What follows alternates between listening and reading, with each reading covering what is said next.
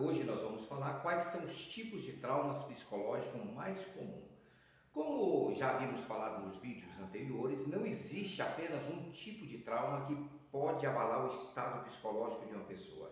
Diversas situações podem ser ameaçadoras tanto para a sua integridade física, também para as pessoas que estão próximas dela. Porém, alguns traumas são muito recorrentes e compõem uma grande parcela. Exemplo, os casos de paciente que procura por ajuda especializada.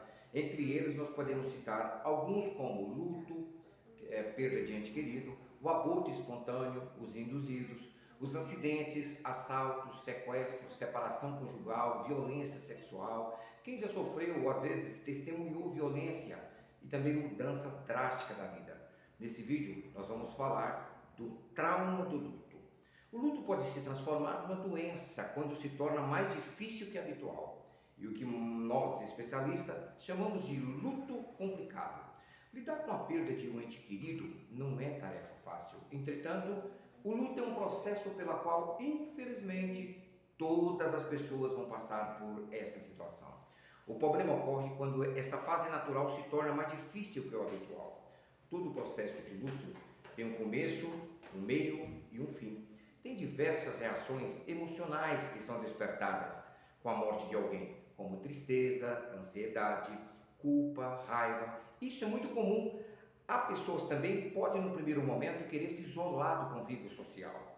Em relação às alterações físicas, podem ocorrer como sudorese, palpitação, fraqueza, já que o corpo fica sob estresse e essa reação pode variar de pessoa para pessoa, mas não há como evitar o processo de luto. Todo mundo se pergunta quanto tempo esse processo dura, porque é bastante comum ouvirmos a queixa: faz tanto tempo que fulano faleceu, a esposa ainda não superou a perda. Na verdade, não existe um tempo certo para superar a perda de alguém. Isso depende de cada pessoa, do como ela enfrenta e aceita a situação. Para alguns pode demorar meses, para outros anos. O primeiro ano após a perda é o mais difícil, porque nesse ano que ocorrem todos os processos de aniversário sem a pessoa próxima. Isso não significa que seja necessário um ano exato para superar a morte. Um processo de luto é bem sucedido e finalizado quando a pessoa consegue superar a perda e seguir em frente. Não é que ela vai esquecer a pessoa, pois as lembranças e a ausência sempre continuarão. Entretanto, a perda não vai mais ocupar aquele lugar de destaque na vida dela. Quando for algum motivo o indivíduo não consegue passar por esta fase, ele então entra no chamado luto complicado. Geralmente, isso acontece com pessoas que perderam seus entes queridos de maneira como acidente, tragédia, em caso de suicídio, na morte precoce de um filho.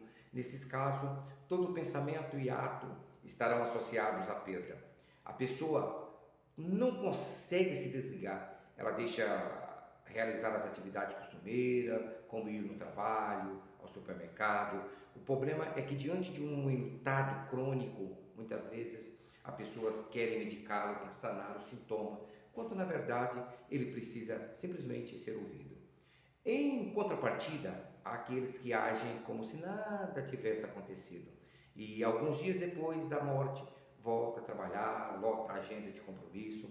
Mas os indivíduos que agem assim, na verdade, eles precisam de cuidados especiais, pois ocupa-se excessivamente e uma maneira de fugir do problema.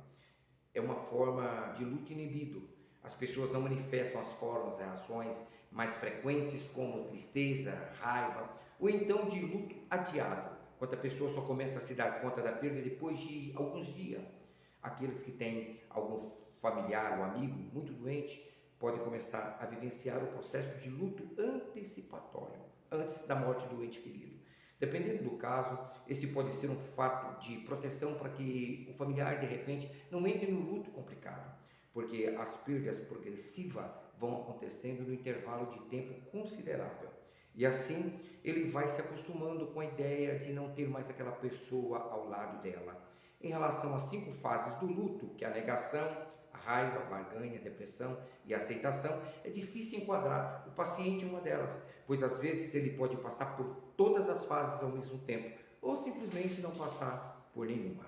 Essa é o trauma do luto. Próximo vídeo nós veremos outros traumas. Grande abraço.